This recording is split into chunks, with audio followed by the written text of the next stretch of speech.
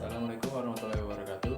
Perkenalkan, saya Ilham Budi Lesantoro, mahasiswa Teknik Informatika dengan konsentrasi MAFID. Pada kesempatan kali ini, saya akan menjelaskan tentang materi perkuliahan MAFID 1 Pertemuan 10 Universitas Raharja. Dan yang dibahas kali ini yaitu tentang aplikasi penunjang gambar bitmap. Penjelasannya meliputi gambar bitmap, aplikasi penunjangnya, dan layar kerja pada aplikasi penunjangnya. Masuk yang pembahasan pertama, yaitu tentang penjelasan gambar bitmap. Gambar bitmap adalah sebuah gambar yang kualitasnya ditentukan oleh jumlah piksel. Maka Anda harus menentukan terlebih dahulu dimensi ukuran piksel yang dibuat terhadap resolusi gambar yang akan dibuat, serta harap diperhatikan tentang monitor yang resolusinya dapat menunjang untuk tampilan gambar. Lalu ke pembahasan selanjutnya, yaitu tentang aplikasi penunjangnya. Aplikasi penunjang gambar bitmap yang kita bahas di sini adalah Photoshop. Adobe Photoshop merupakan sebuah program yang mempunyai banyak fasilitas dan kemampuan untuk mengolah dan memanipulasi tampilan image. Adobe Photoshop sangat membantu Anda di dalam memoles hasil fotografi. Adobe Photoshop adalah suatu perangkat lunak canggih yang dapat Anda gunakan untuk membuat, menyunting, dan memanipulasi tampilan, termasuk mengoreksi warna dan memberi efek tampilan atas sebuah gambar atau foto. Hasil dari program ini merupakan sebuah gambar bitmap. Adobe Photoshop menyediakan berbagai piranti yang akan membantu Anda dalam membuat gambar. Anda dapat memformat tampilan gambar tersebut dengan menggunakan filter yang disediakan. Dengan menggunakan filter, Anda dapat memberikan efek-efek tertentu untuk objek gambar atau bahkan memberikan filter pada masing-masing layar sehingga menghasilkan gambar seperti yang diinginkan. Dalam perkembangannya, software ini telah merilis beberapa seri versinya, yaitu mulai dari Photoshop seri 1.0 sampai 7.0. Kemudian ke versi CS, mulai dari CS1, CS2, CS3, CS4, CS5, CS6, dan Adobe Photoshop CC. Dan pembahasan yang terakhir adalah tentang layar kerja pada aplikasi Adobe Photoshop. Yang pertama, ada kontrol menu. Kontrol menu adalah sebuah elemen Adobe Photoshop yang terletak di sudut kiri atas jendela. Elemen tersebut ditampilkan dalam bentuk icon program. Untuk menampilkan menu perintahnya, silakan kalian klik icon programnya, maka akan ditampilkan menu perintah yang digunakan untuk mengubah tampilan seperti memindah atau mengubah ukuran jendela, dan juga keluar dari program Adobe Photoshop. Perhatikan gambar berikut. Nah, fungsi dari masing-masing gambar tersebut ialah restore, fungsinya mengatur ukuran jendela ke ukuran relatif. Minimize, mengatur ukuran jendela ke ukuran minimal. Maximize, mengatur ukuran jendela ke ukuran maksimal. Move, fungsinya memindah posisi jendela. Size, yaitu mengukur ukuran jendela ke ukuran bebas. Dan yang close, yaitu keluar dari program Adobe Photoshop. Dan yang kedua, ada title bar. Title bar ialah batang judul jendela yang berfungsi menampilkan judul atau nama dari jendela. Misalnya kalian bekerja dengan gambar dengan nama rumput, maka title bar akan menampilkan nama rumput. Selain itu, title bar juga berfungsi sebagai memindah posisi jendela dengan cara drag pada bagian title bar. Yang kedua, mengatur ukuran jendela dari ukuran maximize ke ukuran restore ataupun juga sebaliknya dengan cara klik 2 kali pada title bar. Yang ketiga yaitu menu bar. Menu bar berfungsi menampilkan pilihan menu seperti menu file, edit, image, layer, select, filter, dan sebagainya. Yang keempat yaitu option bar. Option bar berisi sekumpulan tombol yang digunakan untuk melaksanakan suatu perintah. Tampilan option bar akan mengikuti tool apa yang sedang digunakan pada toolbox. Dan yang kelima ada toolbox. Toolbox ialah sebuah kotak yang berisi berbagai tool dalam Photoshop. Kalian bisa menggunakan tool dalam toolbox ini untuk membuat seleksi, membuat teks, membuat gambar, ataupun melakukan hal lainnya. Toolbox ditampilkan sebagai jendela terbang, floating window, dalam area kerja, workspace.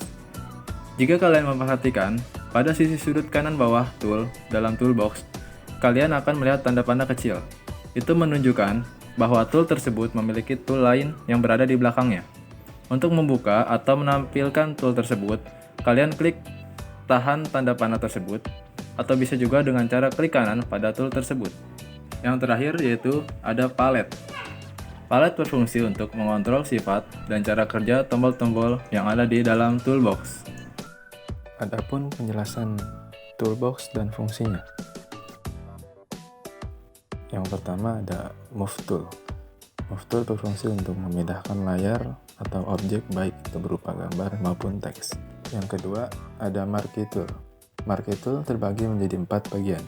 Yang pertama, Rectangular Marquee Tool berfungsi untuk menyeleksi objek berbentuk kotak atau segi 4. Yang kedua ada Elliptical Marquee Tool berfungsi untuk menyeleksi objek berbentuk lingkaran atau elips. Yang ketiga ada Single Row Marquee Tool berfungsi untuk menyeleksi objek dengan garis horizontal. Yang terakhir ada Single Column Marquee Tool berfungsi untuk menyeleksi objek dengan garis. Selanjutnya ada Lasso Tool. Lasso Tool terbagi menjadi 3 bagian. Yang pertama yaitu Lasso Tool berfungsi untuk menyeleksi objek dalam bentuk bebas sesuai keinginan. Yang kedua ada Polygonal Lasso Tool berfungsi untuk menyeleksi objek dalam bentuk garis-garis bebas. Dan yang ketiga ada Magnetic Lasso Tool berfungsi untuk menyeleksi objek dengan garis yang otomatis menempel pada objek yang diseleksi. Dan selanjutnya ada Quick Selection and Magic Wand Tool. Quick Selection Tool berfungsi untuk menyeleksi area secara bebas berdasarkan warna atau pixel.